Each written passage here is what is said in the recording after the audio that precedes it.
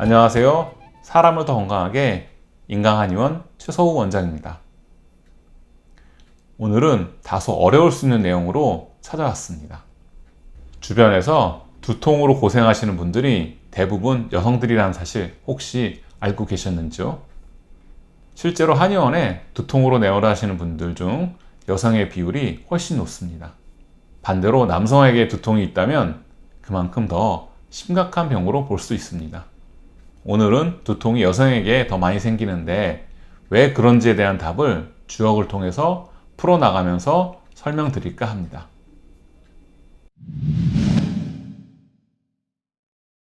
우선 편두통의 역학조사에 대해서 간단히 인용해 보겠습니다.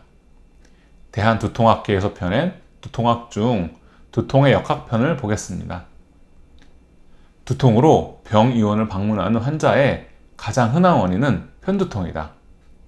편두통의 유병률은 여성에게서는 15에서 20%이며 남성에서는 3에서 7% 정도이다. 그 밖에도 편두통에 대한 역학조사에서 여성과 남성의 편두통 유병률은 3대1 정도의 비율을 보인다는 조사 결과가 나와 있습니다. 실제로 임상에서 경험해 보면 긴장성 두통은 과도한 업무 등으로 생기기 때문에 남성과 여성의 발병률이 큰 차이가 없습니다. 그런데 그 밖의 두통은 여성의 두통 발병률이 현저히 높은 경향을 보였습니다.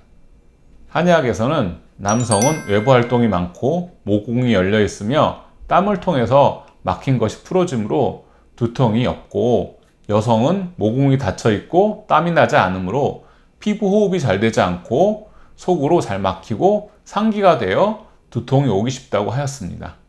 이를 주역계를 통해서 조금 더 상세하게 설명해 보겠습니다. 여기서 음양은 활동성으로 볼 수 있습니다. 여성은 이양일음, 남성은 이음일양으로 여성은 항상 음이 부족하고 남성은 항상 양이 부족하다고 하였습니다. 그래서 여성은 음을 보충해야 해서 혈을 보하고 남성은 양을 보충해야 해서 기를 보하라고 하였습니다. 즉 여성은 혈이 부족하므로 땀으로 혈이 새지 않아야 하므로 땀이 없어서 몸이 덥고, 남성은 적당히 땀이 나야 양기가 순환이 되므로 땀이 나고, 이로 인해서 몸이 식어서 몸이 차다고 하였습니다.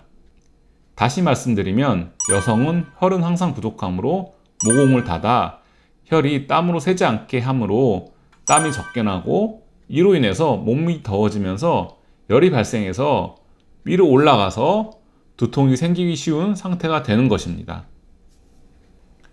왜 여성에게 두통이 생기기 쉬운지에 대해서 전통 한의학에서는 어떻게 설명하는지 말씀드렸습니다.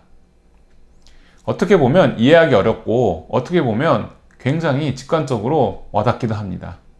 이러한 이론적 근거를 바탕으로 치료법이 나오고 임상에서 효과적으로 환자분들을 치료하고 있습니다.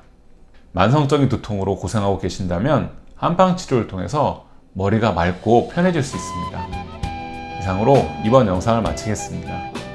감사합니다.